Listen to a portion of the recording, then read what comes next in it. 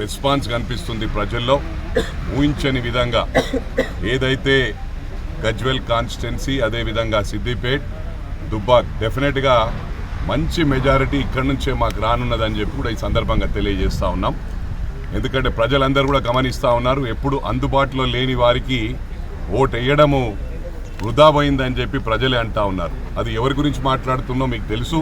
ఒకరేమో ఫోటో హరీష్గా పేరు పొందినరు, పొద్దున ఇక్కడ కనబడి సాయంత్రం మొత్తం ఎక్కడో కనబడుతారు. ఓన్లీ ఫోటో తీసుకొని చేయి కలపడానికి కూడా సమయం ఉండదు. తప్పకుండా ఇలాంటి వారికి బుద్ధి చెప్పనున్నాం.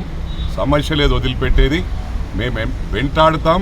ఇక్కడ నుంచి వీళ్ళను బ్యాక్ చేయించే వరకు కూడా వదిలిపెట్టే సమస్య లేదు. ఈ సందర్భంగా తెలియజేస్తూ సిద్దిపేట్ నియోజకవర్గ ప్రజలందరికీ కూడా విజ్ఞప్తి చేస్తూ ఉన్నాం.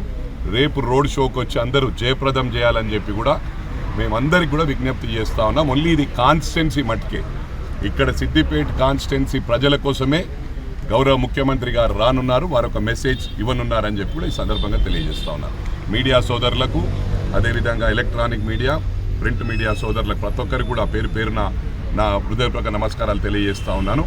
మీరు మాకు సహకరించండి. తప్పకుండా మీడియానందరినీ కూడా రాష్ట్రం మొత్తం సమానంగా గౌరవిస్తామని చెప్పి కూడా ఈ సందర్భంగా తెలియజేస్తాం.